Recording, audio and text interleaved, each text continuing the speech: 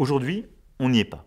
Et si on ne change pas les choses, on n'y arrivera pas. Alors, ce jeudi 26, nous avons tenu un conseil de planification écologique. Ce conseil, comme je m'y étais engagé, avait pour but de faire à la fois l'état des lieux de où nous en sommes en termes d'émissions, ce que nous avons fait comme effort ces dernières années, et puis de ce qu'il nous reste à faire pour atteindre nos objectifs en 2030 et en 2050. Et donc quand on regarde les choses, vous le voyez sur ce graphique, on a en gros les transports qui représentent 30% de nos émissions. On a ensuite l'agriculture qui représente 19% de nos émissions, l'industrie qui représente 19%.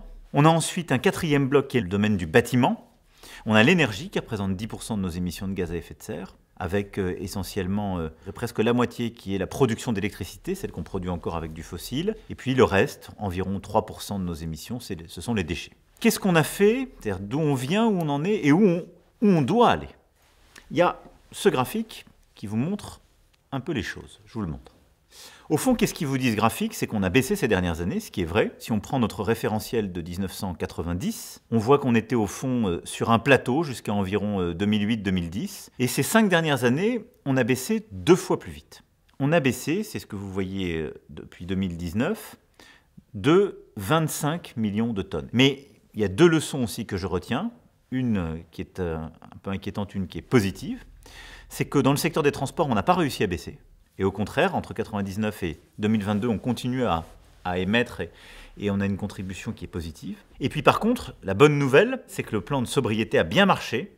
Et donc que là, on a une vraie baisse de nos émissions sur 2022, en particulier le dernier trimestre. Donc nous en sommes là. On est passé de 434 à environ 410. Maintenant, quand je regarde où on doit aller, si on veut atteindre notre cible 2030, on doit passer à 270 millions de tonnes de CO2 émises en 2030. Ce qui veut dire qu'il faut entre maintenant et 2030 baisser de 140 millions de tonnes, vous le voyez sur le graphique en ce moment qui s'affiche, ce qui veut dire qu'on doit simplement doubler le taux d'effort par rapport à ce qu'on a fait ces 5 dernières années. C'est exactement ça le défi qui nous est posé. Ces 5 dernières années, on a été 2 fois plus vite qu'avant. Et bien sur les 8 années qui viennent, il faudra aller encore 2 fois plus vite en taux d'effort. Alors ça, on l'a ensuite, avec les ministres, décliné par catégorie. Première catégorie sur les transports. D'abord, la chose la plus efficace, c'est d'agir sur les véhicules particuliers. Ce qu'on a commencé à faire. Ce qui est le plus rentable à l'euro investi pour diminuer la tonne de CO2, beaucoup plus que les infrastructures, que tout ce qu'on peut faire par ailleurs, c'est réussir à électrifier notre parc de véhicules. Et ça, toutes les études nous le montrent et l'ont confirmé. Et donc, la stratégie qu'on a poursuivie, c'est la bonne. C'est-à-dire réussir à accompagner les Françaises et les Français pour changer de véhicule et aller vers des véhicules électriques, ce qu'on fait avec la prime à la conversion et le bonus écologique, et puis produire des véhicules sur notre sol en totalité pour aussi que ce soit plus écologique en production, sachant que nous, on a un bon mix électrique pour les alimenter. Et donc là, j'ai demandé au ministre pour cet été qu'on intensifie ce pilier de notre action. Ça, c'est la priorité, c'est le plus efficace. La deuxième chose ensuite, c'est de financer des solutions pour se déplacer et des infrastructures nouvelles pour permettre partout, justement, au fond, passer au transport collectif dès qu'on le peut. C'est nos fameux RER métropolitains.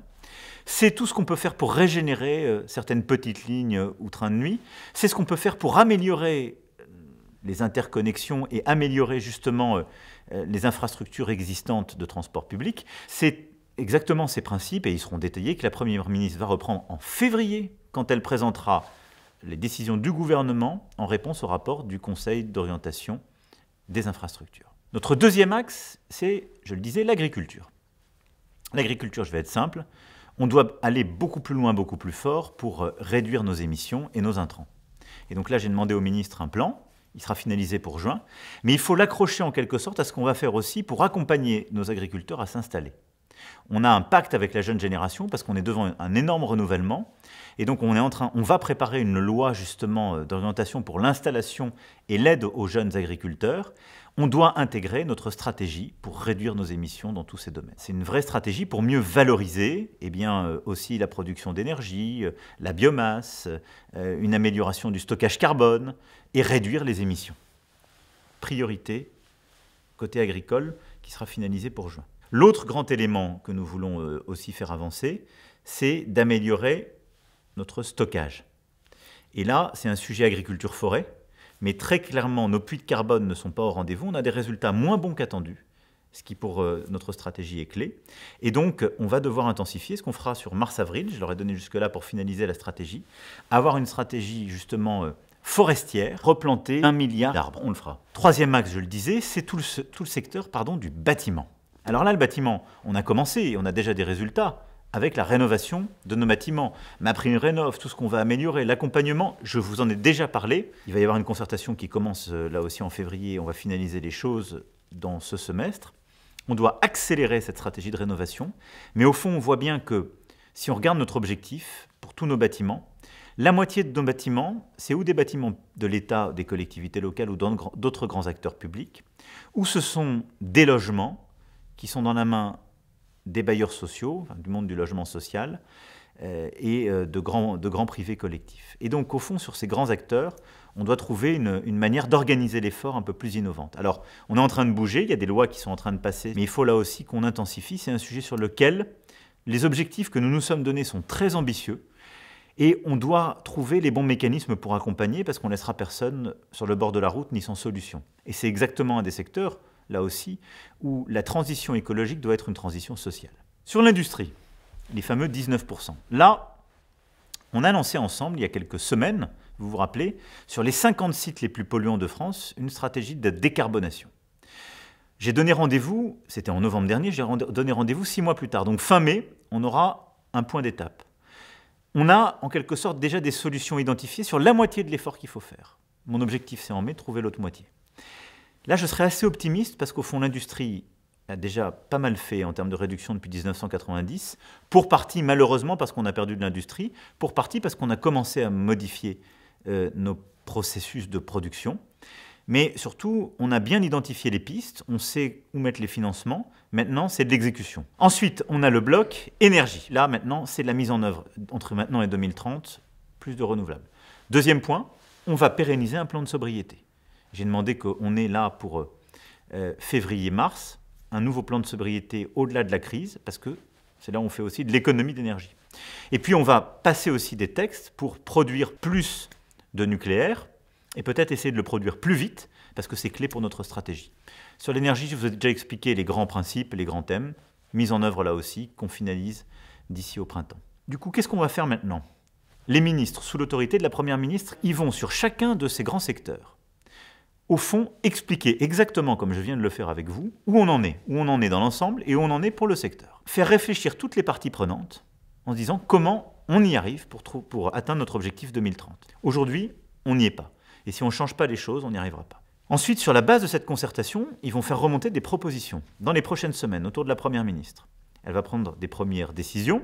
On retiendra à nouveau en mars un conseil de planification écologique. Et l'objectif, c'est que vers mai-juin, on ait cette planification qui puisse être finalisée, les textes de loi qui ensuite seront pris, sur la base de ce travail très partenarial qui va donc se faire dans le cadre de notre Conseil national de la refondation. Tout ça, on va le faire avec les parties prenantes qui sont les acteurs de ces secteurs et les territoires, nos élus de terrain, nos maires, nos départements, nos régions, nos intercos, qui sont aussi des grands acteurs et qui vont être des partenaires de cette transition sur beaucoup de ces sujets. Et donc, pour faire nos 140 millions de tonnes de gaz à effet de serre en moins d'ici à 2030, on aura notre stratégie nationale par secteur, et ensuite on la déclinera par territoire.